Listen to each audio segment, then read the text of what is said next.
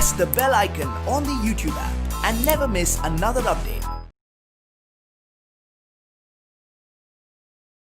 Hello students, welcome back to your social science class. Today we are going to deal with the chapter Biosphere under geography. Okay, we are going to deal with the 5th chapter, that's Biosphere. Now bio means life. Okay, we are dealing with living things and we are dealing with the life around us. So bio means life. Now what you are going to study in this chapter is what is the meaning of biosphere and why biosphere is important. Okay, the importance of biosphere. And you'll also study the meaning of environment. What is environment? What is our atmosphere?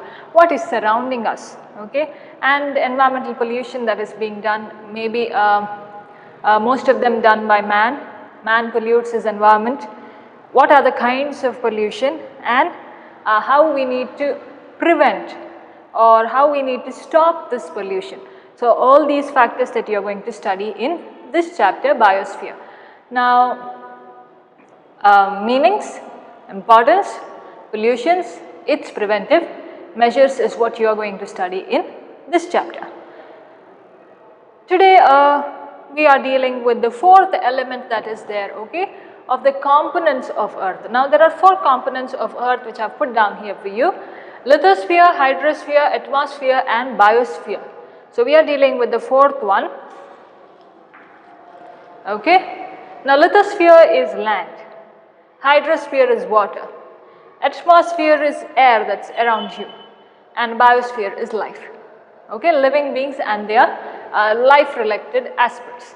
Though we are not going into detail regarding biosphere, on a general overview on at the surface we are going to study what is biosphere. First we will see what is the meaning. Okay.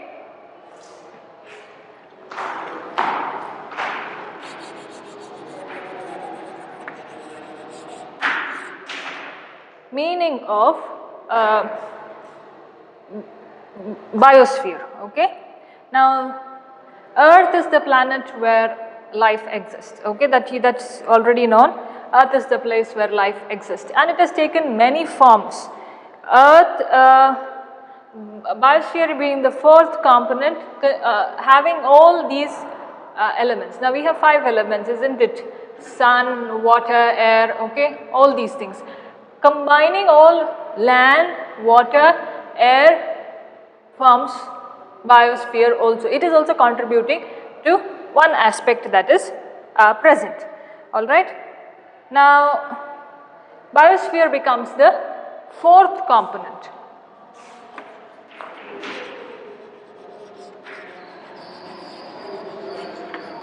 Biosphere is the 4th component that is there.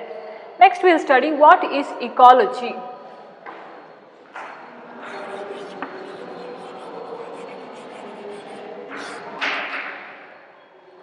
Okay, ecology. Now ecology is the study of interaction of the living organisms. We will just write it down and then we will understand how it is.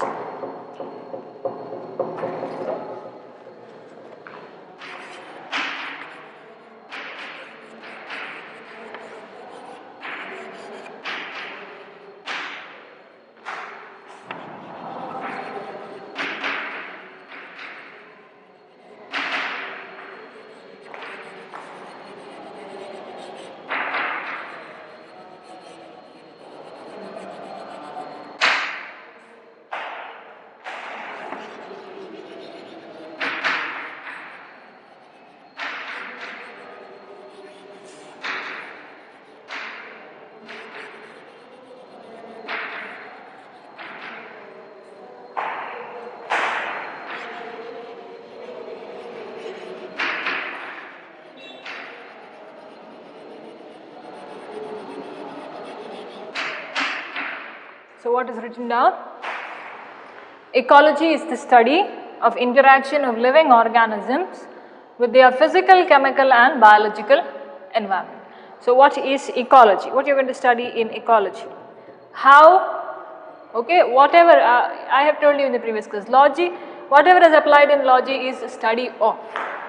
So what is the study of? Study of interaction of living organisms. So all living organisms that are there, which has life in it, okay, with their physical, chemical and biological environment, with their physical, chemical and biological.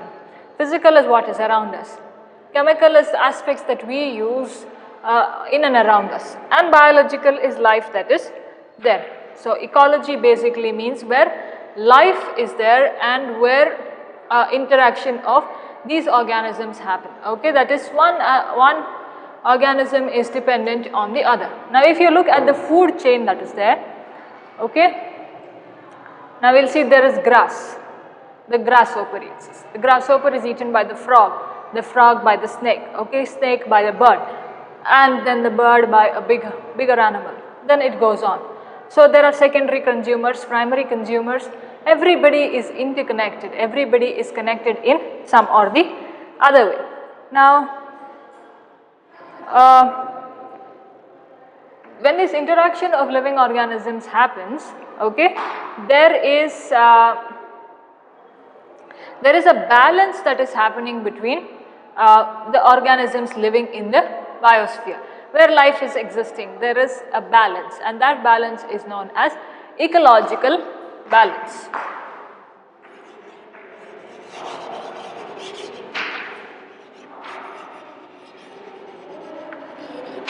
Ecological balance is where there is balance in the ecology and where there is equal balance of the living organisms. That is called as ecological balance. Next we are moving into ecosystem.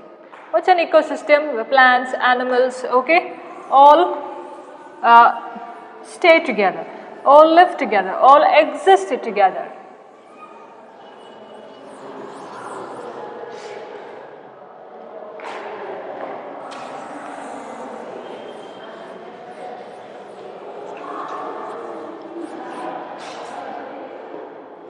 Okay, ecosystem. The next one is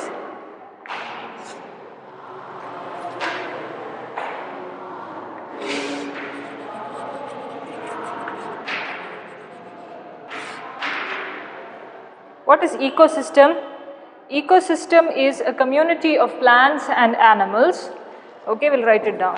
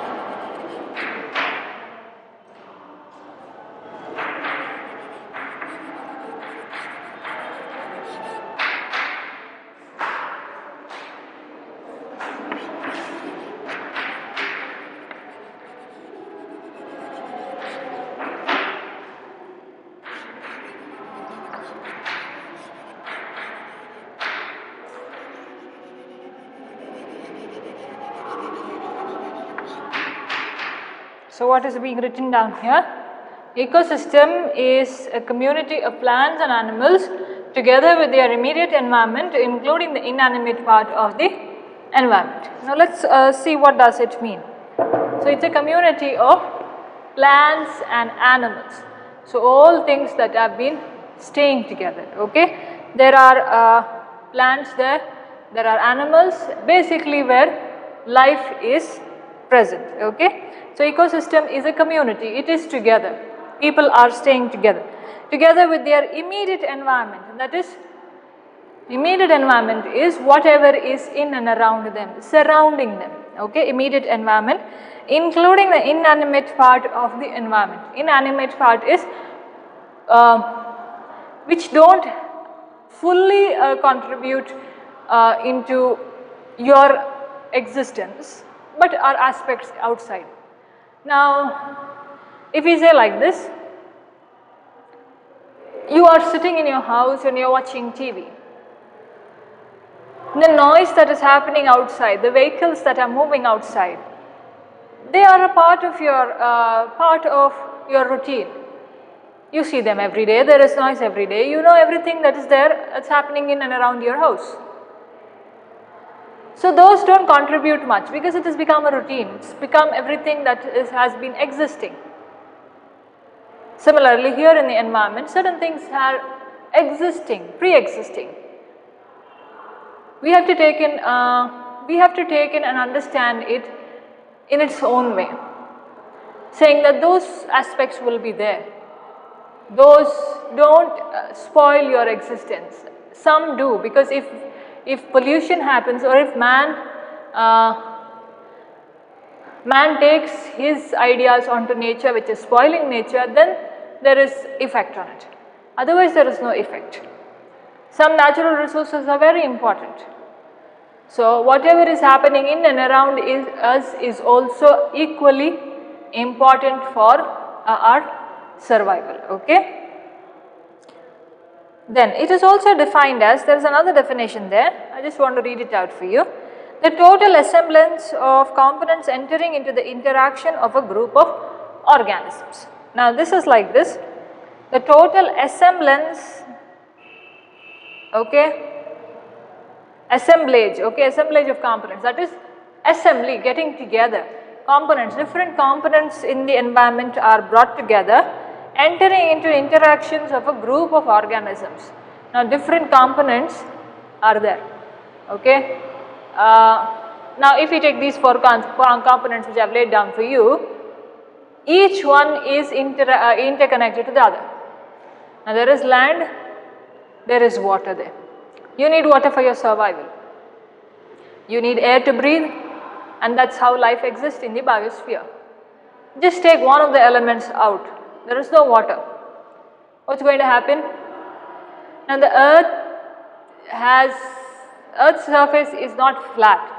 It has holes there, and it is an uneven surface which is covered by water, and that makes it a sphere.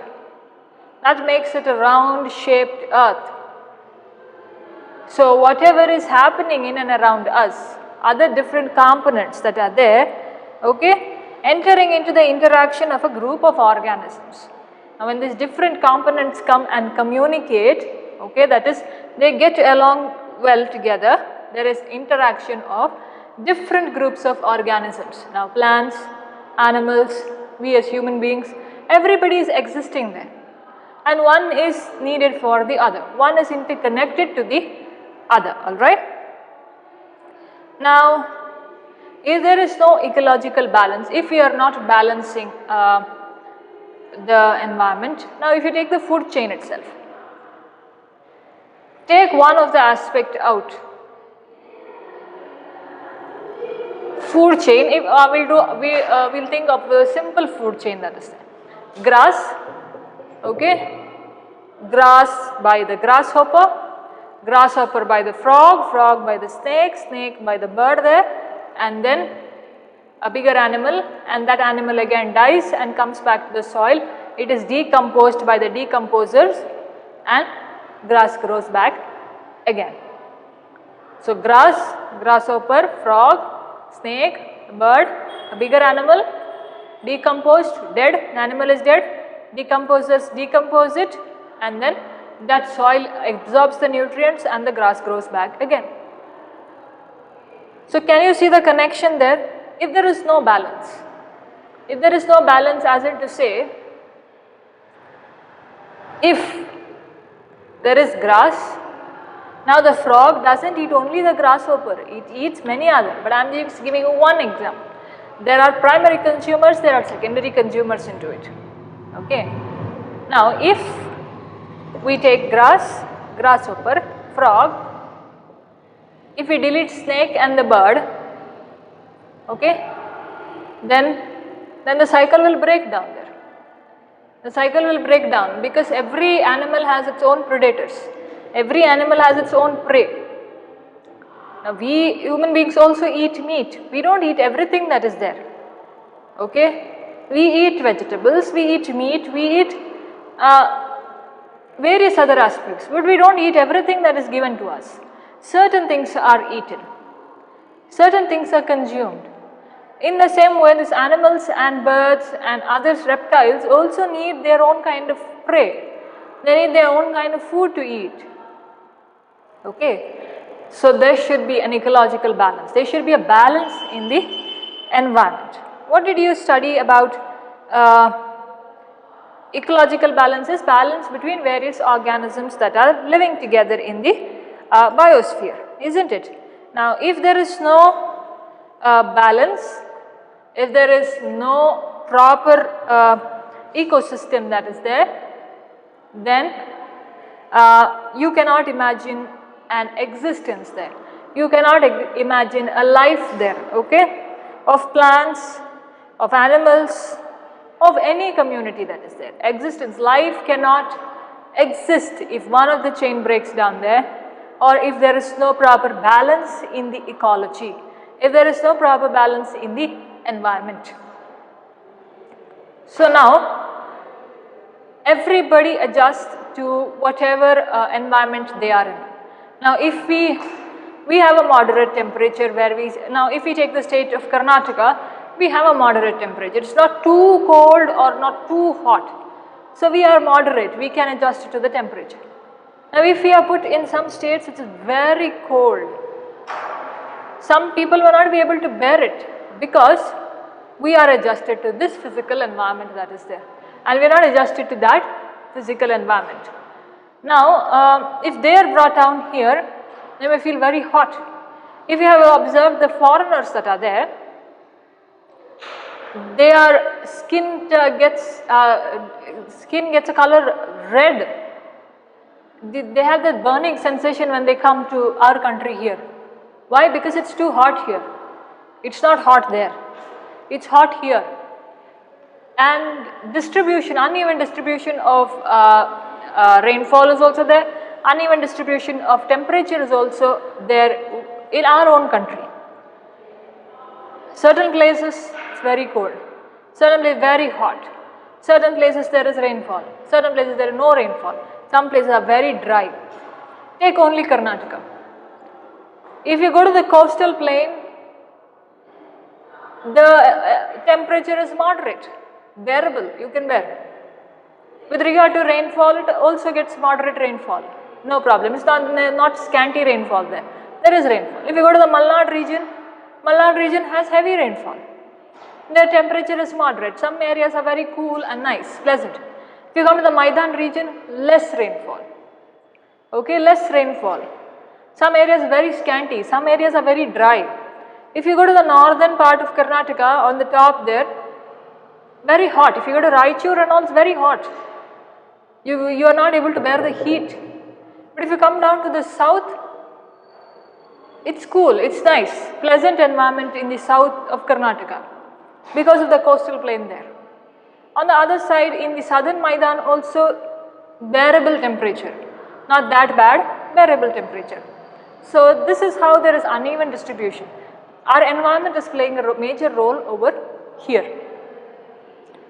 That is how we need to adjust. Now we'll see what's the definition of environment.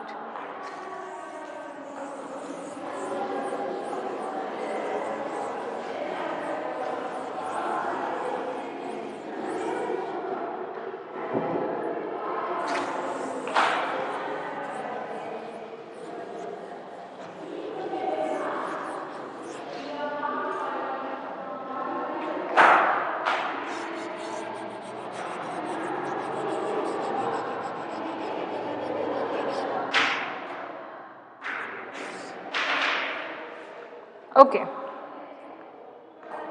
Now environment is the surrounding where an organism or a community or an object exists. So what is environment? It's the surrounding. I told you it's our in and around what is there is our environment. Sometimes don't they say you are in the wrong environment. That environment won't suit you. That is what is there in and around us is the environment.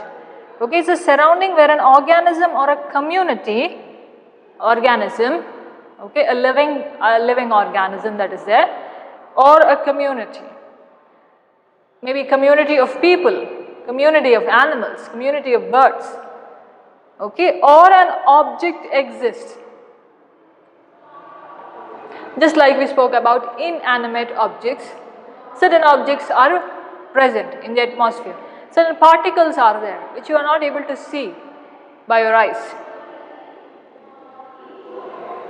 In that way, our environment has many things which is not sometimes not understandable. Sometimes you can figure out what is there. Sometimes that figuring out cannot happen. All right. Now, every organism or every being that is there, even you take human beings, we can only get adjusted to an environment that we like. Now, let's take food habits or weather. If you are going to a place where the food habits are not as what you eat or things that you don't eat, and the environment is very cold there, they prefer a different kind of food whereas you don't eat it. That environment won't suit you. Okay, that's a basic example I am giving you in a way to understand what's environment. Now, it creates a favorable condition, it tells you where and how you can stay, it gives you an opportunity for adjustment into the environment and existence and development of living organism.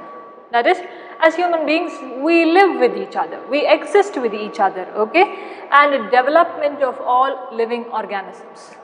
Now, we grow in that environment, we are existing in that environment, and that is how we are focusing on how we develop our environment. Now, the environment is of two types, natural or geographical, cultural or man-made.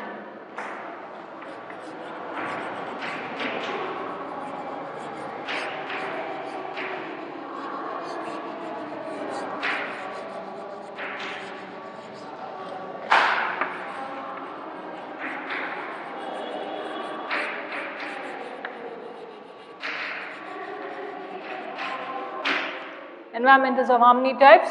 Two types, natural or geographical, cultural or man-made. What is natural or geographical? That is, it is present. Geographical locations of such and such place. That is already there is nothing to be created in it. Land was existing, man came and used land. Okay, cultural or man-made. Buildings that we do, okay, construction processes that we do, shelter homes that are there. Anything that is done by man is man-made. Simple. Cultural or man-made. That is, cultural is our aspects, our understanding of environment that is there, and natural or geographical is what has been existing from a long time, and it is by through natural processes. Now, during the rainy season, if you see this automatic growth of grass, that's a natural process, it happens. Or if you keep water in the sunlight, okay, if you keep water in the sunlight, if you keep water and the sunlight falls on that water, can you see a moss like on the top? It starts its growth. Can you see that layer that is formed? Just keep a bowl of water under the sunlight and just see water and sunlight mixes, what happens? Okay, there is a moss like layer that is formed and life exists there, automatic creation of life there, because mixture of two components are there. What is the mixture of two components? Sunlight and water. That two mixture of components is creating that moss there, that upper layer on the water. If you can see, it is sometimes whitish in color, greyish in color, or your algae that grows, greenish in color.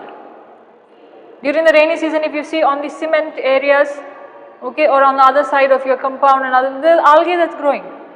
How? Because of the reaction of two components that are there. How do plants produce their own food? The process of photosynthesis. Photosynthesis is also happening, isn't it? Sunlight is absorbed. Two components are mixing. So there is interaction of these components. There is understanding of these components. For life to exist, this ecological balance is needed. Imagine a life without sunlight. Because of the sun's rays, because sun rises every day, we exist, life exists. What if 10 days sun is not going to rise? We will not be having any life. So till the day sun rises and we get sunlight, life will exist. Okay, so that's how it is there. So natural or geographical, cultural or man-made. So we'll just understand environmental pollution. Now, what is environmental pollution?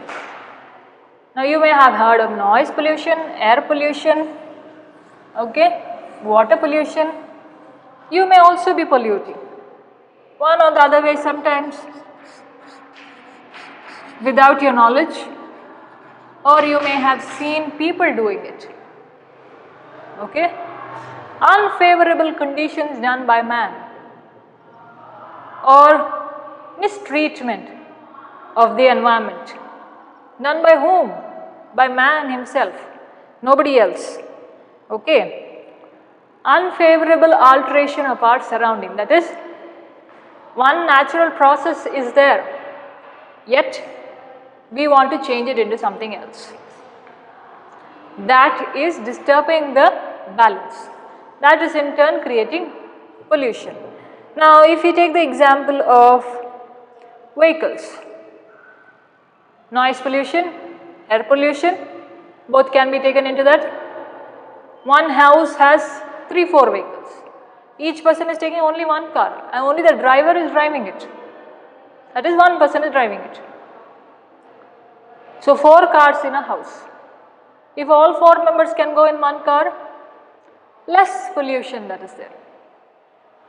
So these are unfavorable conditions or alterations that we do. Okay, destruction of land or leaving water into chemicals into the water bodies from the factories. Okay, effluents, leaving those chemicals into the water bodies where the water is flowing, and if it is stagnant in one place, if it is there in one place, it results in other diseases that are to be caused. Even if it's flowing, it's taking in those chemicals, and if people use it for drinking, then it's harmful. People wash their clothes in the water bodies. So that soap content, the detergents that you use, all chemical based. Some chemicals are added into it. That's why you get that foam, isn't it? That's why you get that layer there. And that is harmful. So whatever we do, whatever things we are doing which are harmful to the environment is in terms of pollution. Now, it is through direct actions or indirect actions of human beings. Directly we may be polluting, just like washing clothes in the water bodies. Direct pollution. Sometimes indirect pollution can happen, okay, without our knowledge sometimes. Maybe we believe that certain plastics won't be harmful, but they are harmful. We start burning them, harmful, okay. Known and unknown desires of man, desirable effects that are there. So this is what is